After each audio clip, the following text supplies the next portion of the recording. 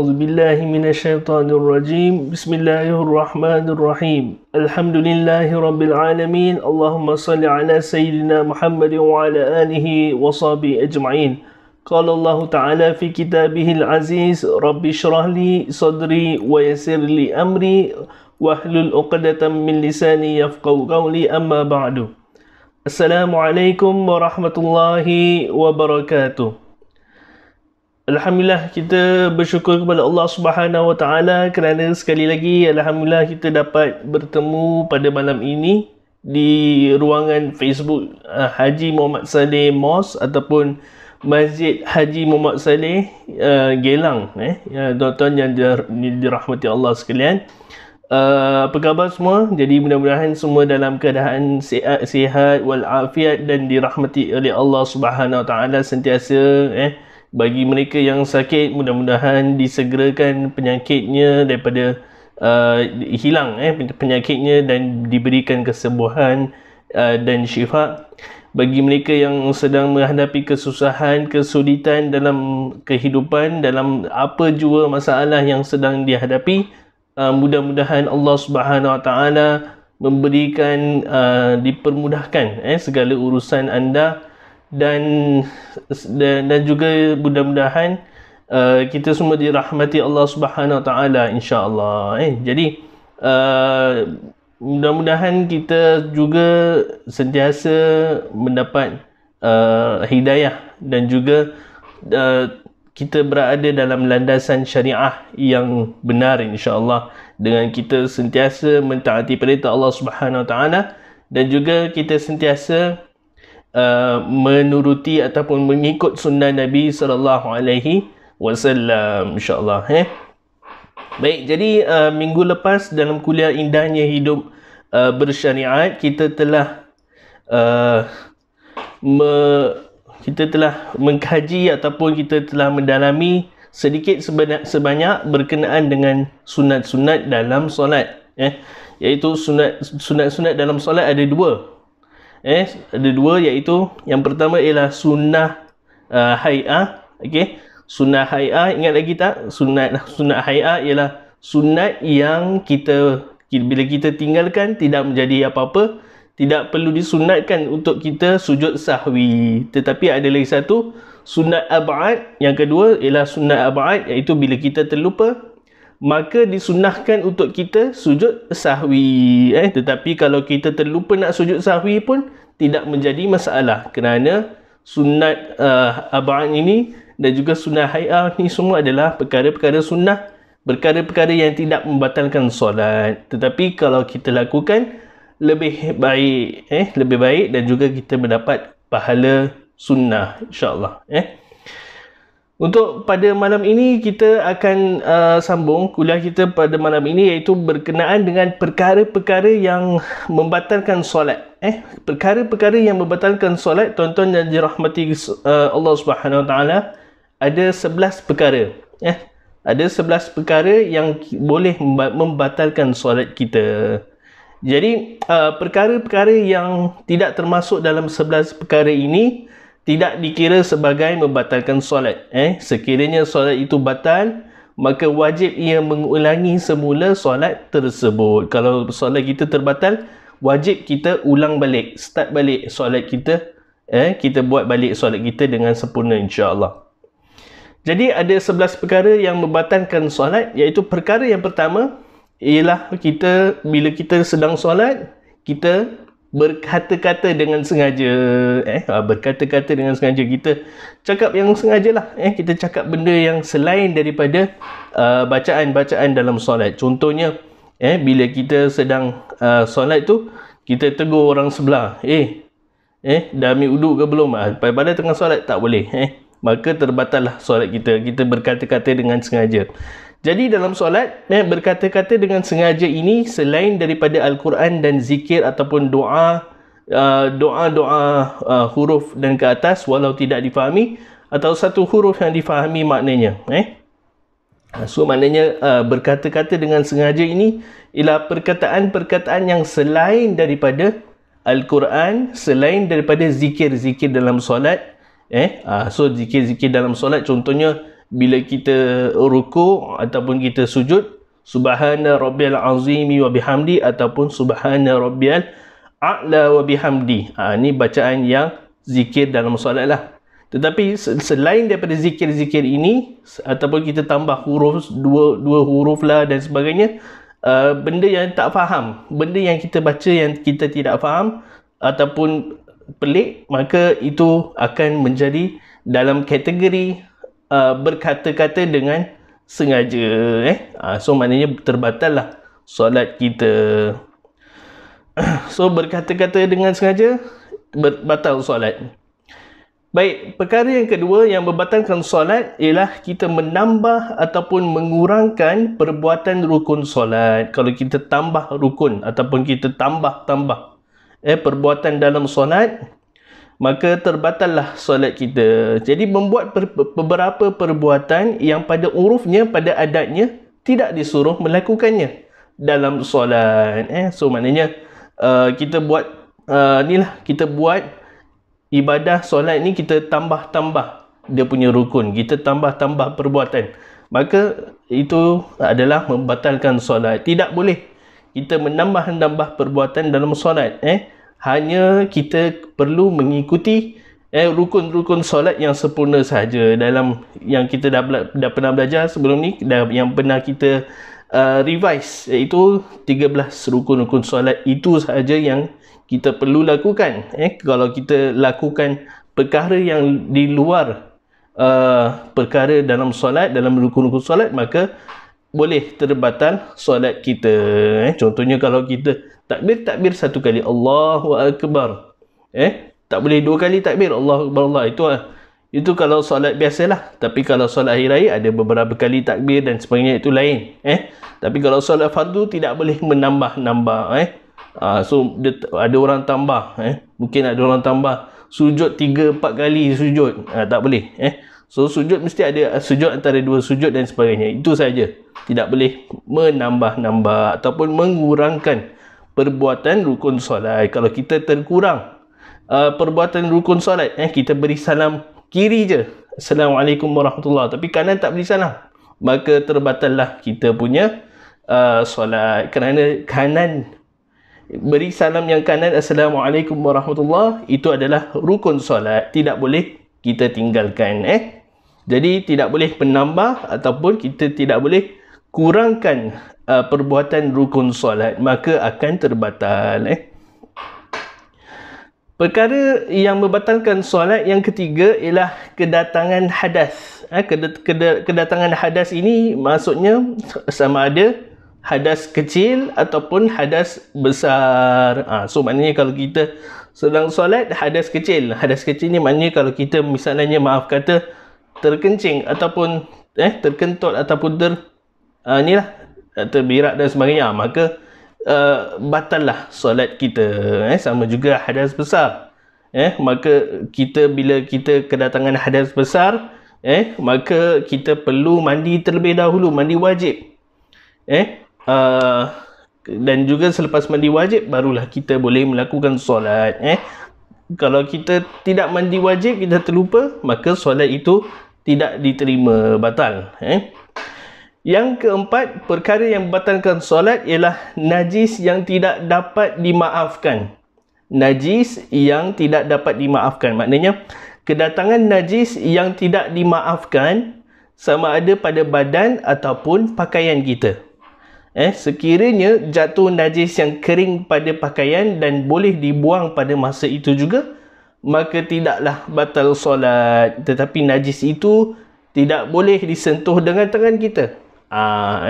Jadi maknanya apa? Bila kita sedang solat, tiba-tiba ada najis yang melekat pada badan kita, ada najis yang melekat pada pakaian kita, ada jatuh najis. So bila jatuh najis, kalau najis itu kering, kalau boleh dibuang secepat mungkin, tak batal solat. Tetapi kita tak boleh gunakan tangan, tepis tak boleh. Kerana tangan kita akan terkena najis, maka terbatallah solat. Tapi kalau kita boleh goyangkan sikit baju kita, kasih najis jatuh, maka kalau tak ada bau dan najis itu tidak melekat, barulah kita boleh teruskan solat macam biasa, tidak batal solat. Tetapi sekiranya najis itu najis yang basah, najis yang melekat pada badan, tengah solat, maka terbatallah solat kita. Kita tengah solat tiba-tiba najis burung lalu, dia terberakkan ke dan sebagainya, terkena pada pakaian kita, terkena pada badan kita, maka najis itu pun melekat pada badan kita, terbatallah solat kita. So najis yang tidak dapat dimaafkan, itu maksudnya lah, najis yang tak boleh hilang, terpaksa kita batalkan, bersihkan semula badan kita, baju kita, barulah kita boleh solat semula. Okey. Perkara yang membatalkan solat yang kelima ialah terbuka aurat. Terbuka aurat walaupun tidak dengan sengaja, seperti ditiup angin, tetapi sekiranya boleh ditutup sekejap itu juga, maka tidaklah batal. Ini contoh kalau kita tengah solat, tiba-tiba angin kencang, angin tiup, kemudian mungkin kita punya tudung tercabut, kita punya kain pun tercabut dan sebagainya, maka itu adalah terbatal solat. Tapi kalau sekiranya dia angin tertiup kuat, tetapi kita boleh masih cepat-cepat tutup aurat kita dengan sempurna, kalau terbuka sekejap tapi kita cepat-cepat tutup balik, maka tidaklah batal. Dengan syarat kita mesti cepat-cepat tutup kita punya kain tersebut yang terbuka sekejap tu lah.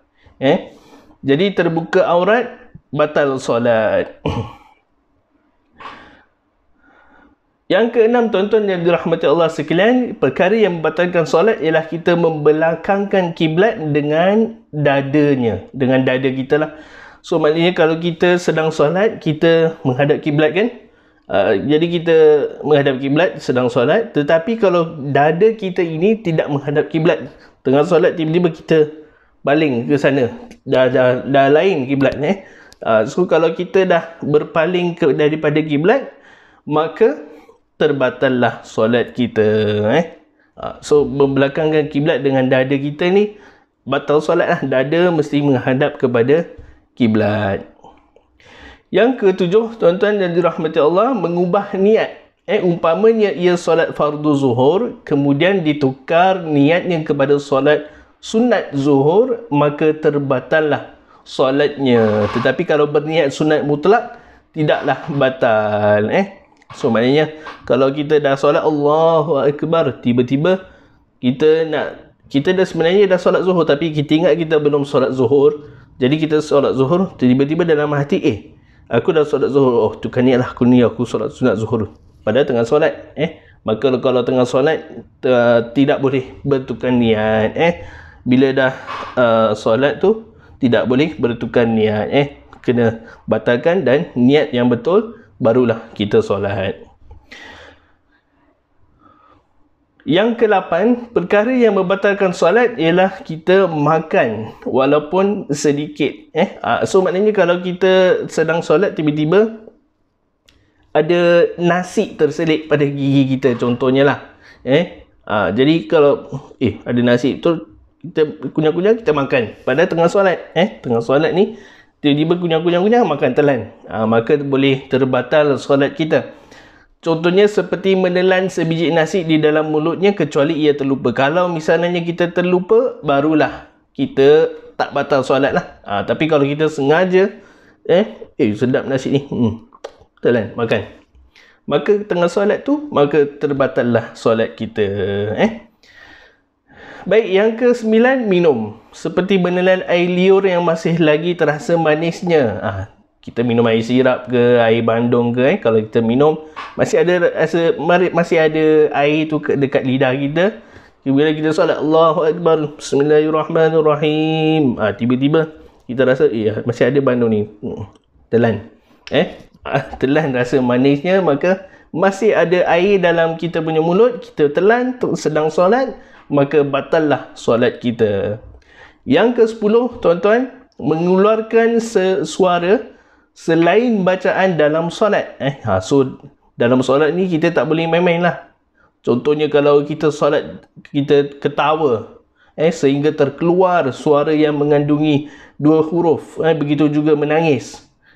Kalau ketawa dah dah 3 huruf, kita dah ketawa dalam solat, maka terbatallah solat kita. Sama juga kalau kita menangis, menangis dalam solat sampai kita teresak-esak masih kita nangis. Kalau kita nangis dalam solat, maka terbatallah solat kita. Tetapi lain jika sekiranya kita menangis, kita sedang membaca ayat suci Al-Quran, tapi masih boleh mengawal kita punya suara, dan masih boleh, walaupun kita sedang nangis membaca ayat Quran, imam Masjidil Haram contohnya, dia baca, tiba-tiba dia menangis, menangis sambil membaca ayat Quran, maka itu tidak terbatal lah, kerana itu masih dalam bacaan Al-Quran, masih boleh dikawal tangisannya, insya-Allah. Tetapi kalau menangis sampai terisak-isak, sampai keluar suara yang lain, maka terbatallah solat kita. Perkara yang membatalkan solat yang terakhir, yang ke-11, ialah kita, na'udzubillah, kalau kita murtad ataupun terkeluar daripada agama Islam. Kalau kita sudah tidak beriman kepada Allah Subhanahu Wa Taala, sudah tidak mempercayai kewujudan Nabi SAW, sehingga dah terkeluar akidah kita, maka terbatallah solat kita. Baik.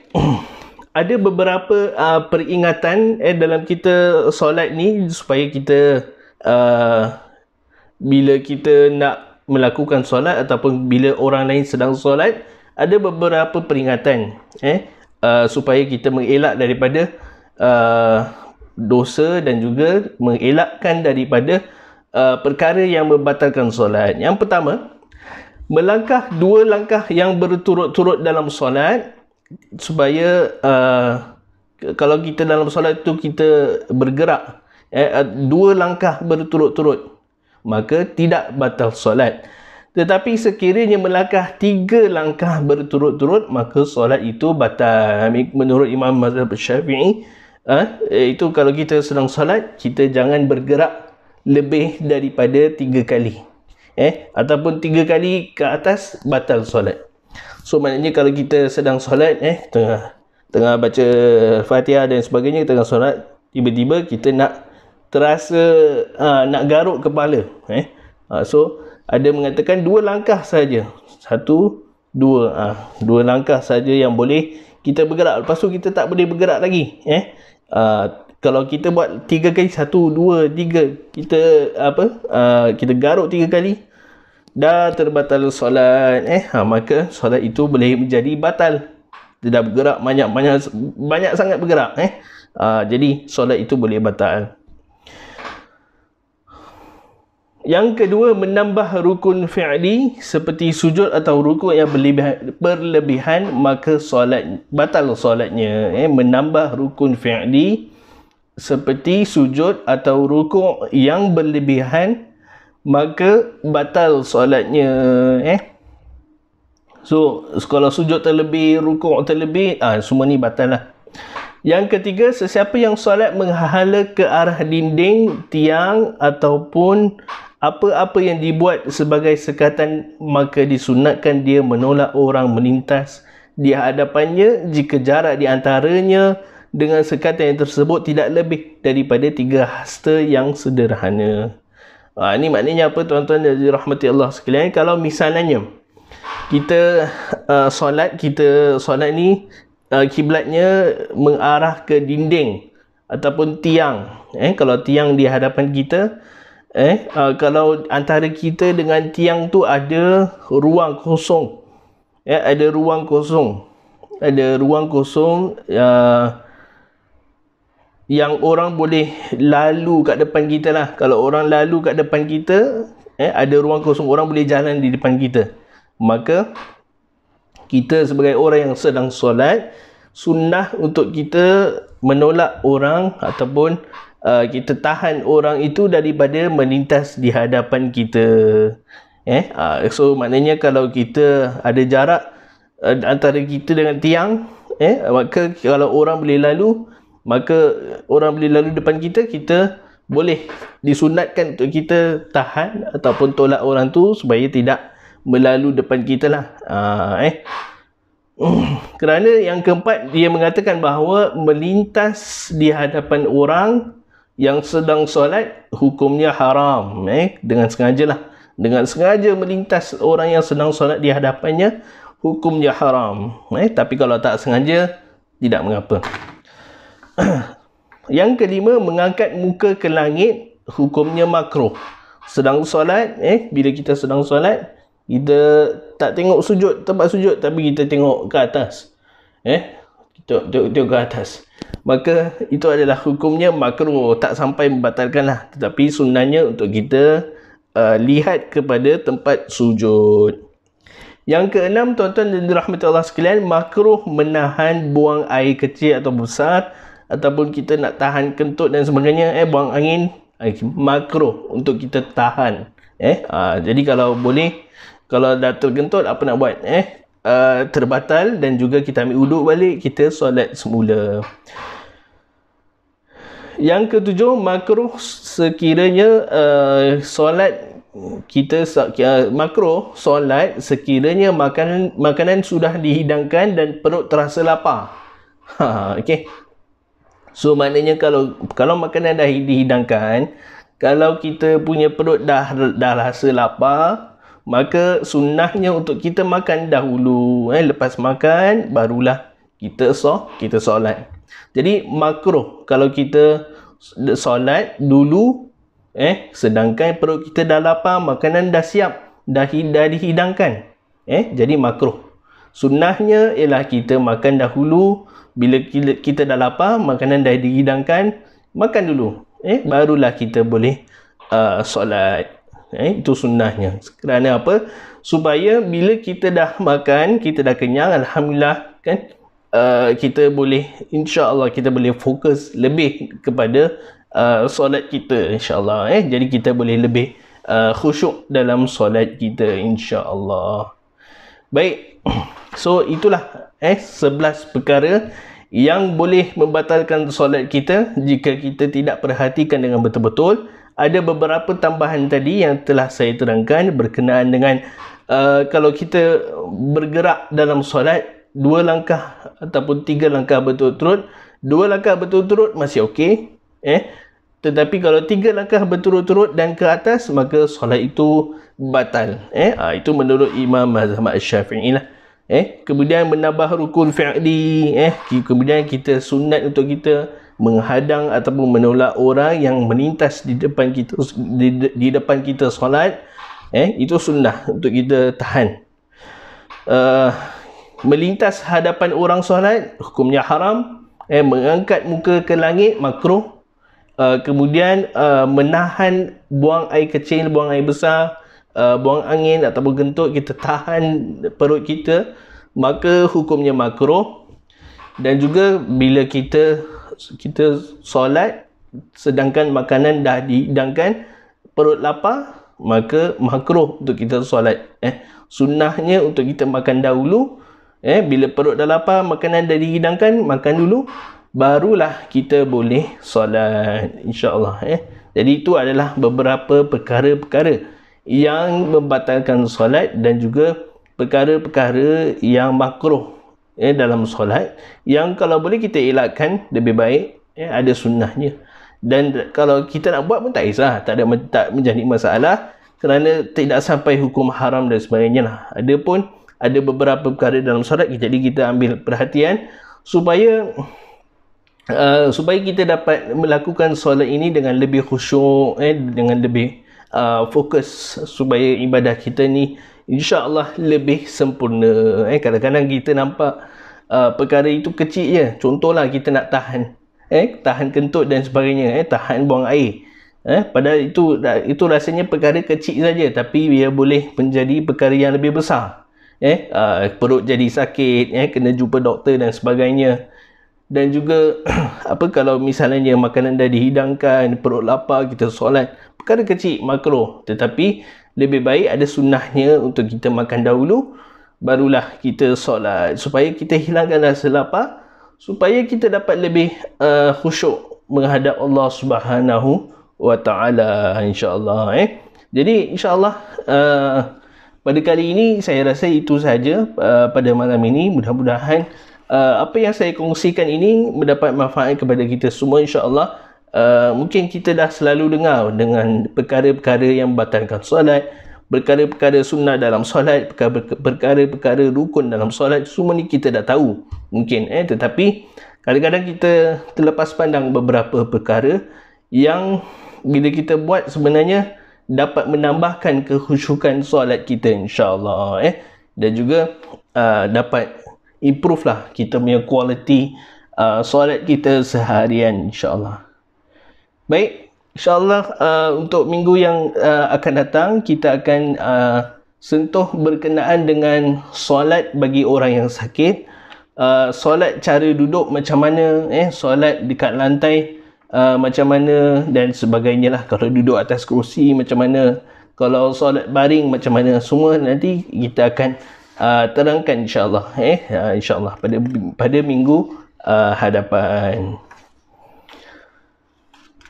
Baik, sebelum saya akhiri kuliah kita pada malam ini, kita izinkan saya untuk buat beberapa pengumuman, iaitu kita masih menjual Arnold Spring Chicken kupon.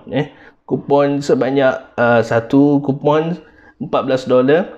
Bagi anda yang ingin menderma, silakan boleh PayNow kami dan menerusi PayNow yang tertera. Kemudian tertera di Facebook kita lah ada. Kemudian bagi mereka yang berminat untuk sedekahkan kupon tersebut kepada para jemaah kita, juga dipersilakan. Itu adalah sebaik-baik amalan sedekah pada hari Jumaat. Jemaah yang datang solat Jumaat tu diberikan kupon Arnold untuk mereka gunakan untuk makan, untuk balik kasih family makan dan sebagainya lah. Jadi pahala bersedekah pada hari Jumaat itulah amat terbaik sekali, pahala yang amat terbaik untuk kita, insyaAllah. Jadi ada beberapa maklumat yang boleh anda lihat dalam Facebook kita. Mudah-mudahan setiap sedekah wang ringgit anda yang disalurkan kepada Masjid Haji Muhammad Saleh diberkati oleh Allah Subhanahu Wa Taala dan juga diberikan balasan yang setimpal, insya-Allah. Okey. Baik, itu saja pada malam ni. Subhanakallahumma wa bihamdika asyhadu an la ilaha illa anta astaghfiruka wa atubu ilaik. Bismillahirrahmanirrahim. Wal 'asri innal insana lafi khusr illa alladhina amanu wa 'amilus solihat wa tawassaw bil haqqi wa tawassaw bis sabr. Wa sallallahu ala sayyidina Muhammadin wa ala alihi wa sahbihi wasallam. Walhamdulillahi rabbil alamin. Wassalamu alaikum warahmatullahi wabarakatuh.